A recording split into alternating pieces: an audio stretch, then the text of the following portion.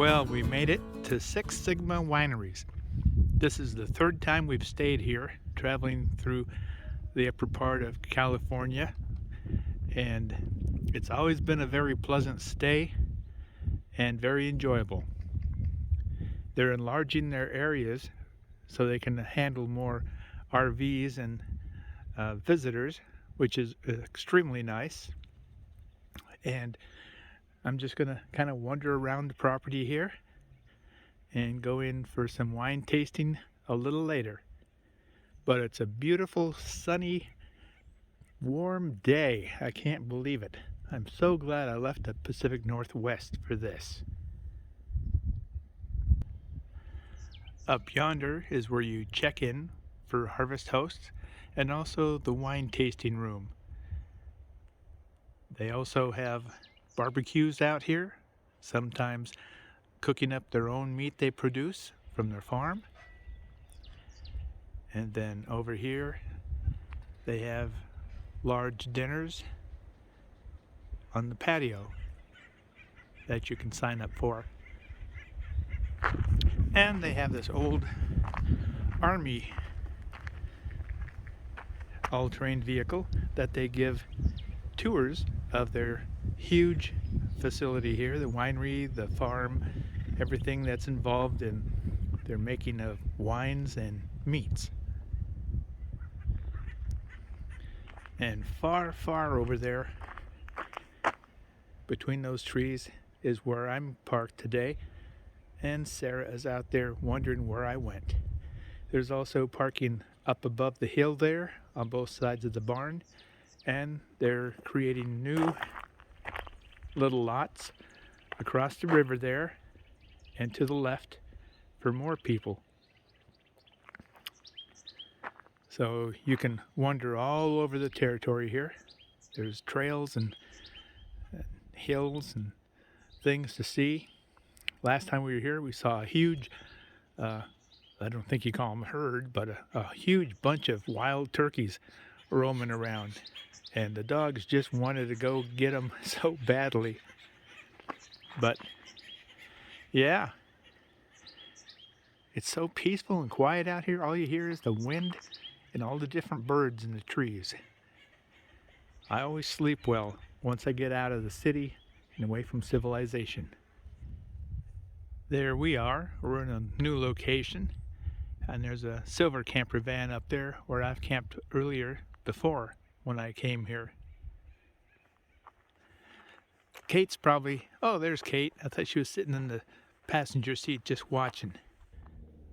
There are dirt roads here that are suitable for, say, a mountain bike or an e-bike to travel all over the valley here in the farmland and winery. And it's just so pleasantly peaceful. I love it.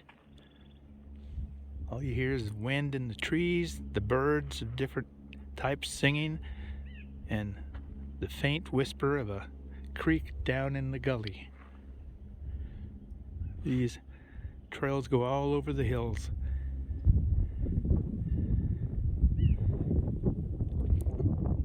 It's just so extremely peaceful. You can really hear yourself think and truly enjoy being away from society. So what do you think, Kate? You like this?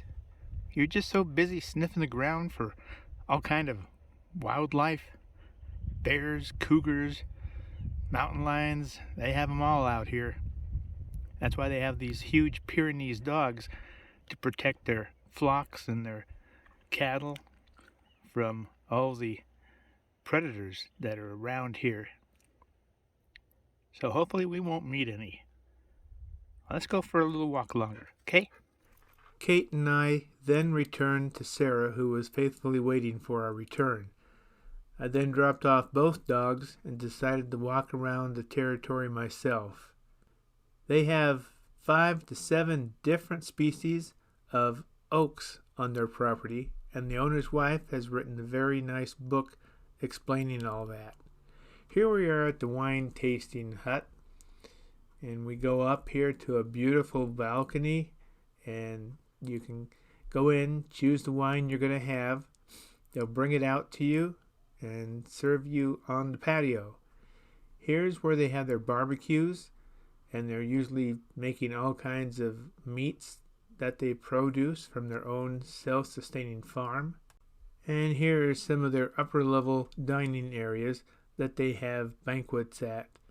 Here's their all-terrain vehicle, which they give tours of their self-sustaining farm to customers for, I believe it's $20 a person. Well, it's been a very beautiful day, and the girls are ready to sack out, which doesn't take them long. I think I'll join them here real shortly, and tomorrow we'll be on to another Harvest Toast location. And after Six Sigma Ranch last night, we're down here in Merced at the Vista Ranch and Cellars. The wine tasting is held in this old farm-style home. It's a large complex here. They have weddings and all kind of events, and parking is down the road here on my right, and hang another right, and you have free water at your site, but the electrical does not work. Still, it's a great place. You can also take the highway here out in front. That'll take you right up into the entrance of the Yosemite.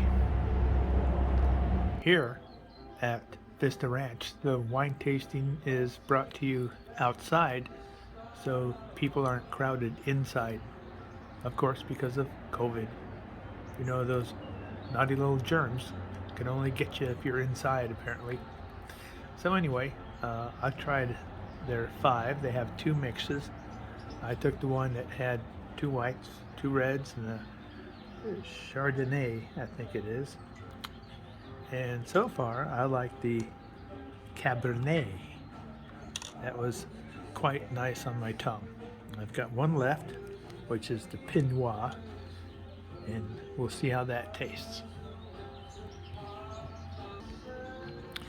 The pink Moscato is very good. It's very fruity, a very sweet taste of pear-like, and I think I might choose that over the Cabernet because it is very nice and light on the tongue. Yep, I'd have to say the pink Moscato wins out because of its fruitiness and lightness on the tongue. I'll just have to get me a bottle now. Well, after some wine and a good night's rest, we got up the next morning and headed to our next Harvest Host appointment at Peggy Sue's 50s Diner in Yermo, California. The shop is quite amazing to explore, lots and lots of 50 paraphernalia, and 10 minutes across town, across the freeway, is the Calico Ghost Town for you to explore. I didn't explore it this year, but these are pictures from last year when we went through it, kind of watching what life used to be in that little view of the town itself. In the old pioneer days of mining for gold and silver, in the old schoolhouse, and how kids used to learn their ABCs. And of course there was always gambling, and if you drank too much you might end up here, and that'd be the end of the trail for you. Back at Peggy Sue's Diner, I got myself a malt, fries, and a burger for dinner, then headed out to the big parking lot where my RV was to join up with the girls again. Then tomorrow morning we'll wake up and head for BLM land. Yeehaw!